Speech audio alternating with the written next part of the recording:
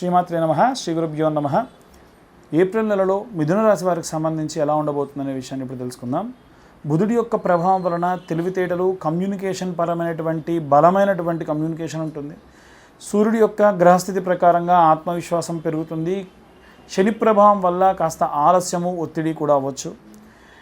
మిశ్రమ ఫలితాలు ఉన్నప్పటికీ ఈ యొక్క మొదటి వారంలో విద్యార్థులకు సంబంధించిన విషయానికి వస్తే చదువులో మంచి ఆసక్తి పెరుగుతుంది. కొత్త కొత్త విషయాలు త్వరగా అర్థం చేసుకుంటారు.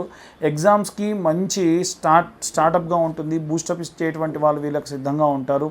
ఉద్యోగస్తుల విషయానికి వస్తే పనిలో మంచి పర్ఫార్మెన్స్ ఉంటుంది. సీనియర్ల నుండి మంచి అప్రిషియేషన్స్ ఉంటాయి. అలాగే వీరు ఏవైతే పనులు అనుకుంటున్నారో వాటిని అర్థం చేసుకోవడం కూడా జరుగుతుంది. వ్యాపారస్తుల విషయానికి వస్తే చిన్న చిన్న లాభాలు చాలా దీర్ఘకాలికంగా వీరికి జరిగేటువంటి వ్యాపారాన్ని సూచిస్తుంది. కొత్త రకాలైనటువంటి డీల్స్ కూడా వస్తాయి. రాజకీయ నాయకులకు సంబంధించిన విషయానికి వస్తే కొత్త పరిచయాలు పెరుగుతాయి. కాస్త సోషల్ మీడియాలో ఇన్ఫ్లుయెన్స్ కూడా పెరుగుతుంది. రైతులకు సంబంధించి విషయానికి వస్తే కనుక ఖర్చు కాస్త పెరిగే అవకాశం ఉంది.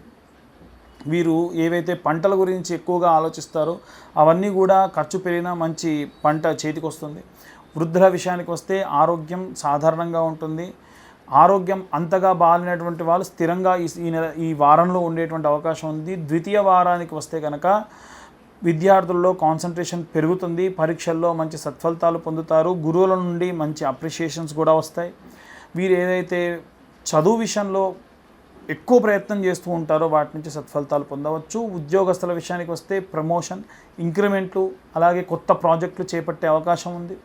వ్యాపారస్తుల విషయానికి వస్తే మంచి లాభాలు వస్తాయి. బిజినెస్లో గ్రోత్ ఉంటుంది. ప్రారంభించినప్పటి నుండే వీరు మంచి సత్ఫలితాలు కూడా చూస్తారు. రాజకీయ నాయకులకు సంబంధించిన విషయానికి వస్తే మంచి పేరు, కీలకమైన అవకాశాలు కూడా పెరుగుతాయి. రైతులకు సంబంధించిన విషయానికి వస్తే పంటలకు సంబంధించి మొదటి వారం ఏదైతే అనుకున్నారో అదే విధంగా అనుకూలమైనటువంటి సమయము, లాభాలు కూడా వచ్చే సూచన కనిపిస్తూ ఉంది. వృద్ధుల విషయానికి వస్తే అలాగే ఆరోగ్యం అంతగా బాగాలేనటువంటి వారి విషయానికి వస్తే సంతోషంగా గడుపుతారు. ఆరోగ్యం మెరుగుపడుతూ ఉంది. మూడో వారంలో విద్యార్థి దశలో ఉన్నటువంటి వారి విషయానికి వస్తే కనుక వీరి యొక్క కాన్సన్ట్రేషన్ ఏదైనా దెబ్బతినవచ్చు. ఫోకస్ తగ్గుతుంది. వీలైనంత వరకు జాగ్రత్తగా ఉండండి. ఉద్యోగస్తులు ఎవరైతే ఉంటారో ఒత్తిడి పెరుగుతుంది.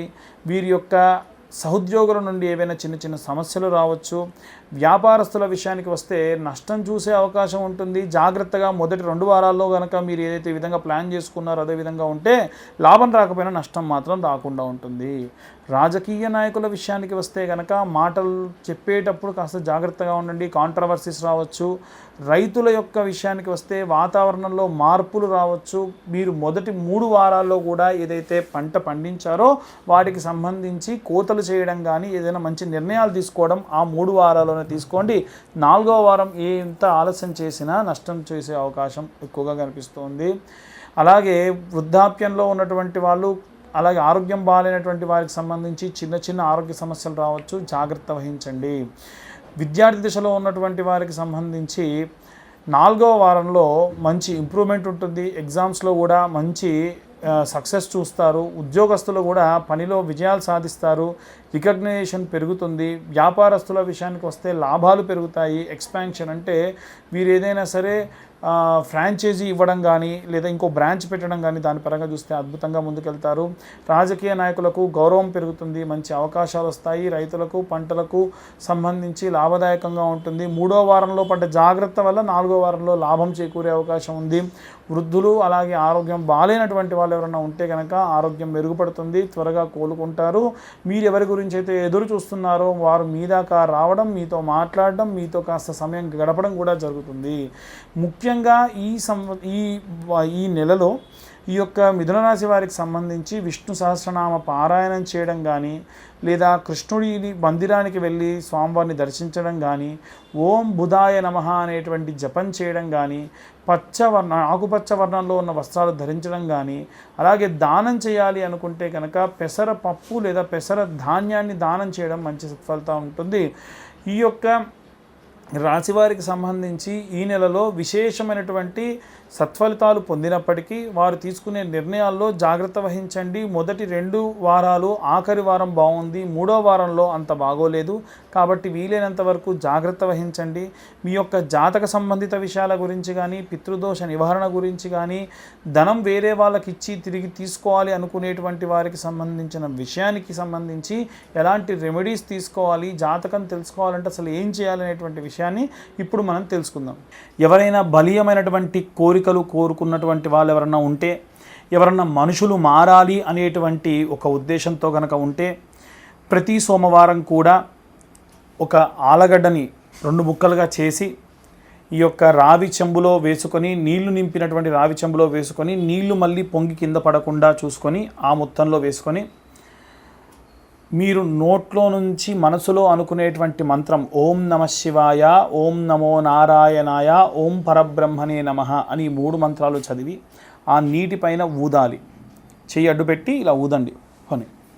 ఆ తర్వాతకి 21 ప్రదక్షిణాలు చేసి ఆలగడ్డతో సహా ఉన్నటువంటి ఆ యొక్క రావి చెంబులో ఉన్న నీటిని కనుక అక్కడ పోయడం వల్ల ఎవరైనా బలీయమైనటువంటి కోరికలు ఉన్నవాళ్ళు, విశేషమైనటువంటి వాంఛతో ఉన్నటువంటి వాళ్ళు, ధర్మబద్ధమైనటువంటి కోరిక కోరుకునేటువంటి వారు ఆ యొక్క కోరిక నెరవేరుతుంది. ఎప్పటి నుండో ఉన్నటువంటి మానసికమైనటువంటి ఒత్తిడి కూడా తగ్గుతుంది. ప్రశాంతమైనటువంటి వాతావరణం కూడా పొందవచ్చు. అలాగే ఎవరైతే రుణబాధలలో ఉన్నటువంటి వారు కూడా ఇప్పుడు నేను చెప్పేటువంటి రెమెడీ పాటించడం వల్ల, అంటే రుణబాధ అంటే మీరు ఎవరికైనా డబ్బులు ఇచ్చి ఆ డబ్బులు మళ్ళీ మీకు తిరిగి రావాలి అంటే ఇప్పుడు నేను చెప్పిన విధంగా చేయండి. ఒక ఆముదంతో దీపం పెట్టుకొని ఆ యొక్క ఆముద దీపంతో ఒక కొబ్బరి చిప్ప లోపల నెయ్యి రాసి కాటుకగా తీసి, అంటే ఆ వచ్చేటువంటి మంటని ఆ కొబ్బరి చిప్ప పైన పెడితే కాటుకలా వస్తుంది. అలా వచ్చినటువంటి ఆ యొక్క కాటుకని దానిమ్మ చెట్టు ఆకులు తీసుకొని, చాలా చిన్నగా ఉంటాయి ఆకులు, దానిపైన మీకు ఎవరైతే డబ్బులు ఇవ్వాలో వాళ్ళ పేరు ఆ యొక్క కొబ్బరి చిప్పలో నుంచి తీసి రాసి, అదే దానిమ్మ చెట్టు కింద కొంత గుంత తవ్వి ఆ యొక్క ఆకు పెట్టేసి ఒక బండ ఏదైనా చిన్న పెచ్చ లాంటిది పెట్టేసి మూసేసేయండి, మట్టి నింపి పెట్టేసేయండి. అలా పెట్టేటప్పుడు లక్ష్మీ కుబేర దేవతాయ నమః అని చెప్పి కోరుకోండి. మీ యొక్క అప్పులు ఎవరైతే ఇయ్యారో వాళ్ళు తిరిగి మళ్ళీ మీకు డబ్బులు ఇవ్వాలి, మీరు ఇచ్చిన డబ్బు మళ్ళీ తిరిగి ఇవ్వాలి అని కోరుకొని అలా పెట్టడం వల్ల విశేషమైనటువంటి సత్ఫలితాలు పొందవచ్చు. కుబేరుడికి బాగా ఇష్టమైనటువంటిది ఏమిటంటే దానిమ్మ. ఆ దానిమ్మ ఆకు పైన కనుక మనం ఇలా రాసి అదే దానిమ్మ వృక్షం కింద కనుక మనం పెడితే ఖచ్చితంగా ఆ యొక్క కోరికలు తీరడం, సత్ఫలితాలు పొందడం జరుగుతుంది. ఇక విశేషంగా ఎవరైనా జాతక ఫలితాల గురించి తెలుసుకోవాలి అనుకుంటే మీ పేరు, మీ date of birth, time, place కింద ఉన్న నెంబర్కి వాట్సాప్ చేయండి. 2511 రూపాయలు తీసుకోవడం జరుగుతుంది. 60-70 పేజీల్లో జాతకం మీకు ఇవ్వడము, మీతో డీటెయిల్గా జాతకం గురించి మాట్లాడడం జరుగుతుంది.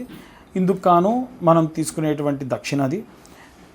కనీసం మాకు ఒక రోజు సమయం ఇస్తే మీ జాతకం అంతా కూడా డీటెయిల్గా మీకు అందించడం జరుగుతుంది.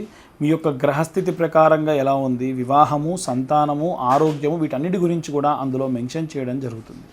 ఇక చాలామందికి ఉన్నటువంటి సందేహం ఏంటంటే, మన ఛానల్లో పెట్టినటువంటి ఈ యొక్క మోక్షనారాయణ బలి సంబంధితమైనటువంటి వీడియోస్ చూసి అడుగుతూ ఉన్నారు.